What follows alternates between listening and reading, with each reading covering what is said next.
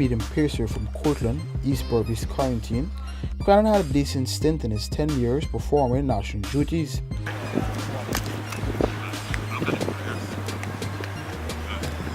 After hanging up his boots as a cricketer, he turned his attention to developing the nation's cricketers. It was not long before success came his way, and the results are there to show, with the country dominating the Professional Cricket League with 4 consecutive titles.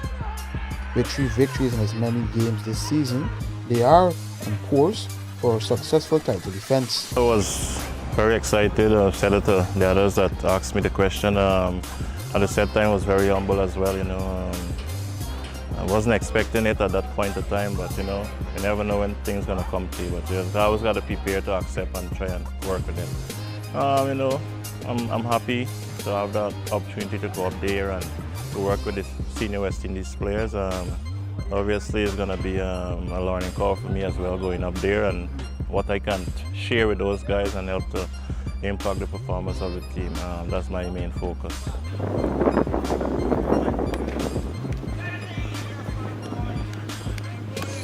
When I started coaching, I wasn't even thinking about, coaching the West Indies team.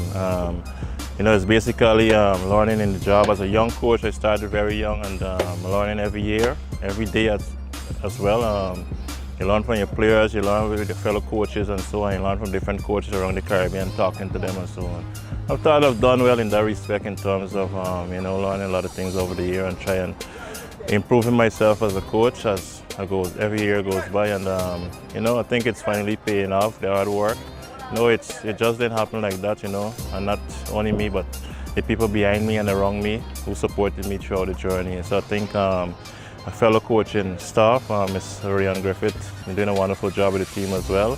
Mr. Hayes, Mr. Gremon, Julia Moore from time to time. We have Colin Strode being around, and I must say this, a lot of people don't know it, but Mr. Roger Harper is my mentor. I actually talk to him a lot, and he always has some good advice to me and so on. The humble man, who is a husband and a father, could be the charm the regional side needs to bring a turn to the horrendous form they have gone through for over 2 decades.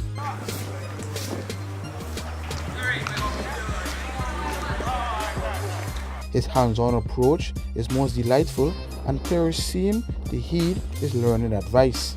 But the 2017 National Sports Commission Coach of the Year now has to adapt to an environment where success is minuscule. I'm working under Richard Pybus, who's the head coach, and I'm assisting him with other coaches, other staff. I think it was important, and from talking with him and the other coaches, we had some meetings on Zoom, some Zoom chat. So I think the important thing is for everyone be on the same page, and I think the discussion so far has been very fruitful and positive.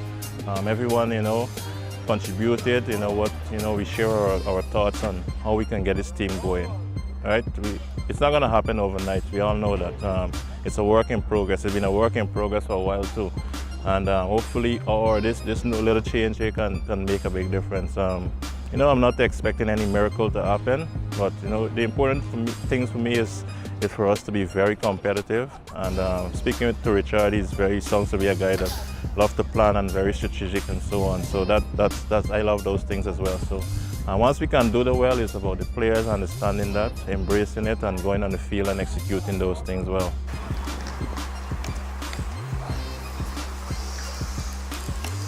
Probably in the West Indies, we probably need to be a little bit more professional. Once players take the responsibility as well, and they be professional as possible as they can be, I think you're gonna see difference. You're gonna see changes, but you don't want to do it for short. You want to do it on a consistent basis. Just don't do it today, and then tomorrow you do something else. You need consistency. You need continuality. So I think that's important. For me as a coach, you just try to keep it simple as possible. Nothing complicated, nothing to distract the players or to confuse them, but you try to make them happy, make them comfortable, and at the same time, you got to know the players and you know to manage players as well. And I think that I've done that well over the years. His first engagement will be a tough one against rival with a rich history of form in England for a full tour to the Caribbean. Crandon will report in the coming days, and his absence in the Guyana Jaguar setup will leave a void to fill for a man who is well respected by his players. For the newsroom, Green.